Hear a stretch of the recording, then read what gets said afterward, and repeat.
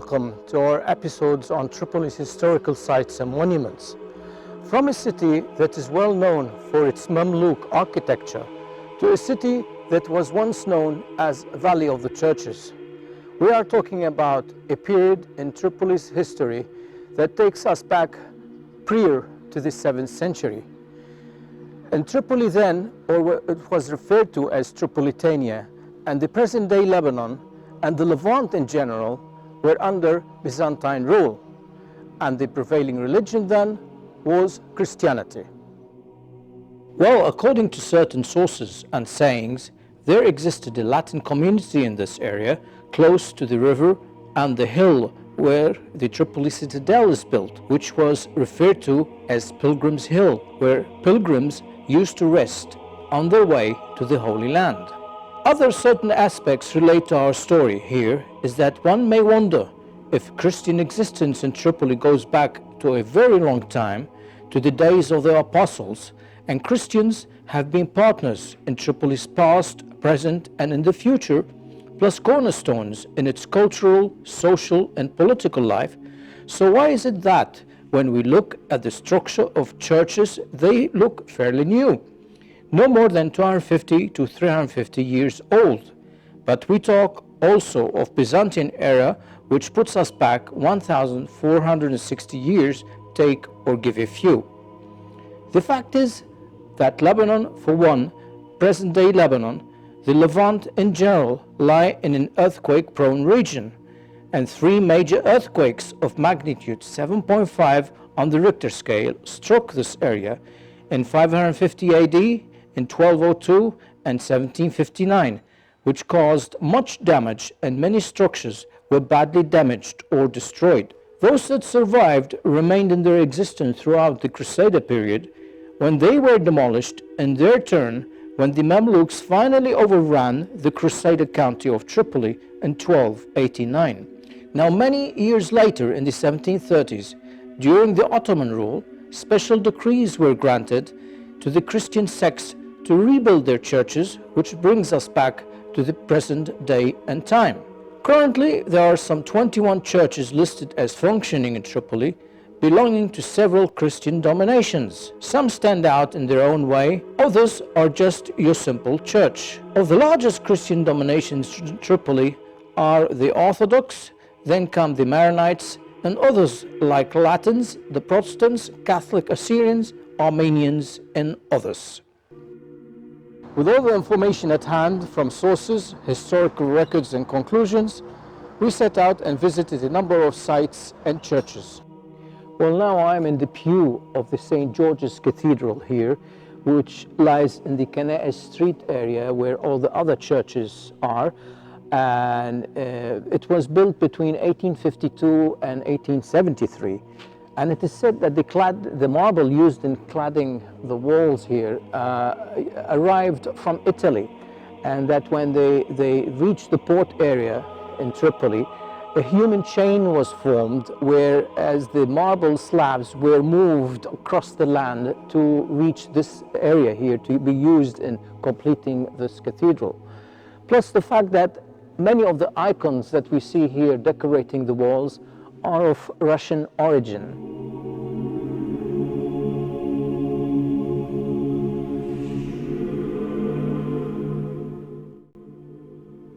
I am currently in the nave of the Syriac Catholic Church, and there are certain discussions and sayings that it goes back to 1,500 years old.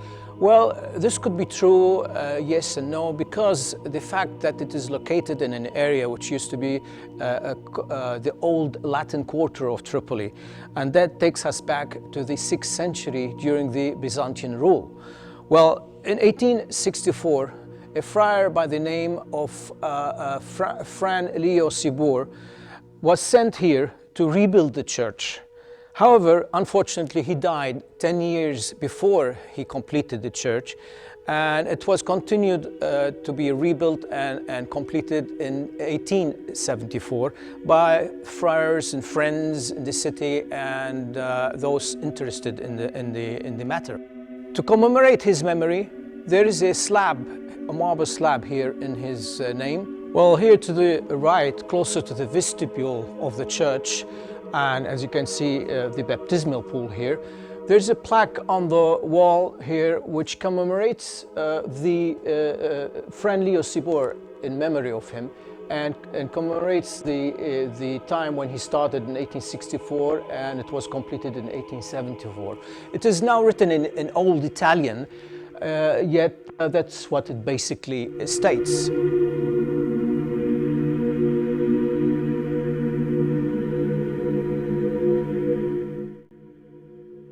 And now I'm in the vicinity of the cemetery of St. John, or actually it's known here locally as Mar Johanna. And this place goes back to the year 1077, where we see right in front of us the remains and the ruins of an old chapel that belonged to the Crusades in those days, because the castle is just about 200 meters off here to my right, if I'm standing this way. And just to go down the steps here, the doggy lets me pass. I would be walking into what used to be the apse, and there would be the chancel, the choir sitting close by, and these should be the transepts, facing south, facing north, with a cross sign, which is logical. And this would be here the nave. This would be the nave of the church chapel. Now, on the right side, if we just walk over here, this square area or rectangular area could be the Sanctuary. But anyway, it is in dire ruin, the church, and that could be going back because when the Mamluks overran the Crusader county of Tripoli, they destroyed all the religious buildings, the churches, the chapels, plus the fact there were no Crusaders around anymore, so it just fell into dire ruin.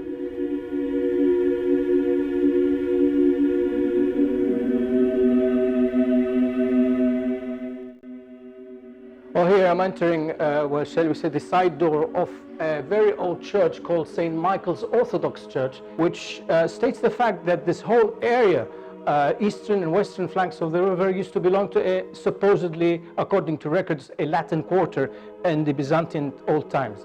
And here, along on the wall, there's a small marble, piece of marble, which states the date of 1890, written in Arabic. It's the date when the church was renovated again, because, as you know, all the churches were destroyed then.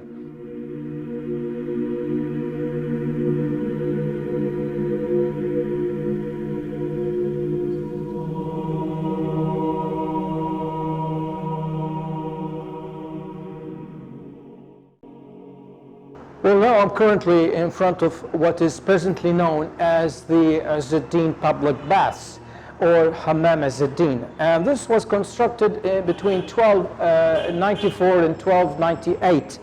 That was definitely after the Crusader county of Tripoli was overrun by the Mamluks. And it was built by the Mamluk Az-Zeddin Aybak. Now, it was called before that and known to be, supposedly according to records, that it was named St. Jacob's Church or St. Jack's Church.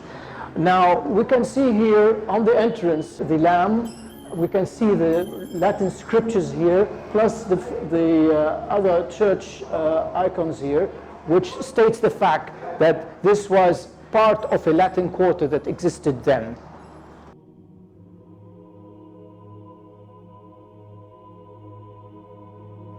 We are currently in front of the Church of St. Nicholas, or it is called here in Arabic Modern Ola. It is still in the same area of Kanaa Street where all the other churches are located, yet it is actually of significant importance in that the fact in 1809, during the Ottoman rule, there was an exchange of property between the Islamic diocese and the Christian diocese for the reason of a demographic change, where Christians or Muslims sort of changed in their numbers in those areas. So what they did, this used to be an old soap factory belonging to the Islamic diocese. they exchanged it for a building which is currently now called the Ayvesiye Mosque. Used to be a Byzantine church or Orthodox church, and they gave them this area property here, which they turned into St. Nicholas. Well, now I'm in the front of the entrance of a little chapel, which is off the market of the Suq al-Arid, it's called, or the Nahasin Suq, which is off to my left. And as we enter here into the entrance, it's a bit dark. As we enter, it's a bit dark here, small entrance. And you just have to watch your step, as it's an old and narrow entrance, yet it lights up here as we come to a little courtyard which leads to the little chapel.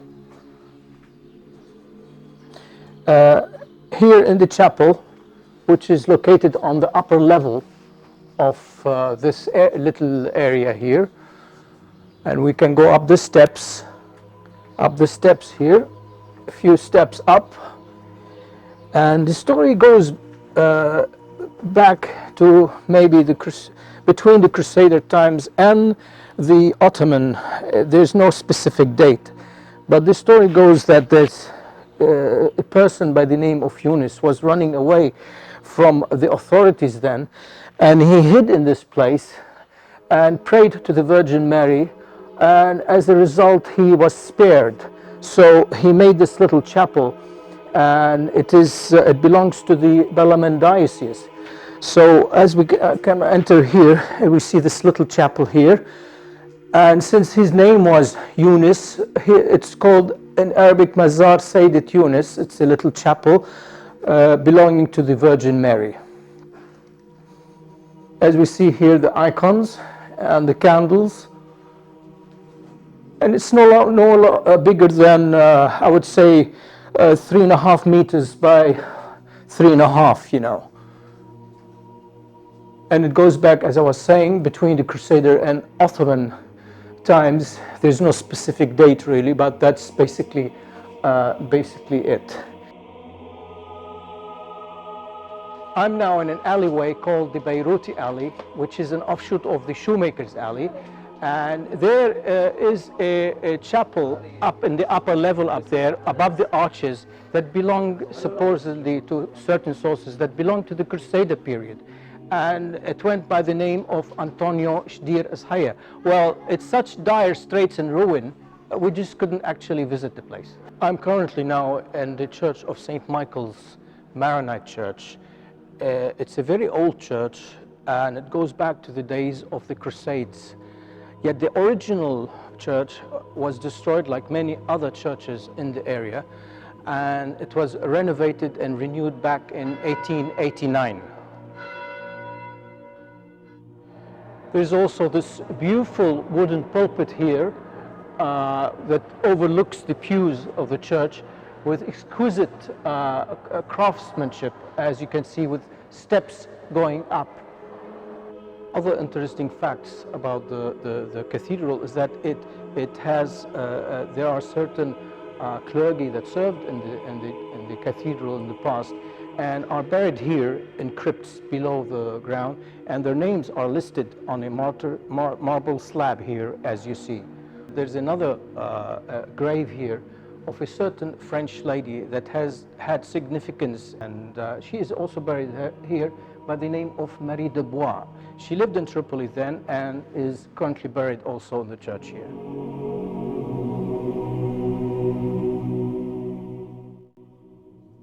We are now at the Cathedral of St. George's in Elmina, where a special decree was granted in 1730s and was built in the Byzantine style, and according to records, it is a copy of a much larger one that exists in Tartus, Syria.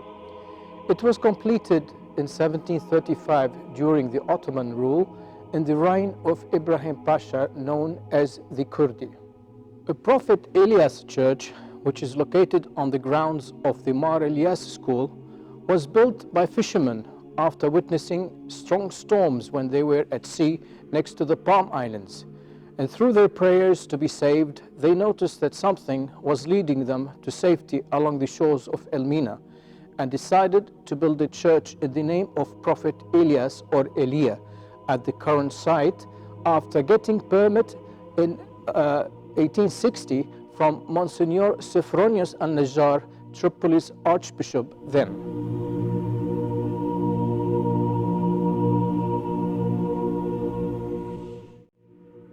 In our episode, we have mentioned the fact that some churches or cathedrals have certain aspects to them. Well, I'm here in the courtyard now in front of the main entrance of one of the main landmarks in Tripoli, the Saint Maroon Church or Mar Maroon Church, which is located on the Mar Maroon Street and a few meters just off the famous Azmi Street to my left here. It is named after the patron saint of the Maronite diocese or the Maronite sect, and it has become, as I said, a landmark in Tripoli's skyline. Looking at the building itself, well, it's fairly new, and that is because it was built and completed back in 1952. Well, from me, Valentine De Carlo, and all the staff at Tripoli Today and Unforgettable Memories, or Tarablos Al-Hadar and Dhukriyat La Tunsa, I bid you farewell to our next episode. Bye-bye.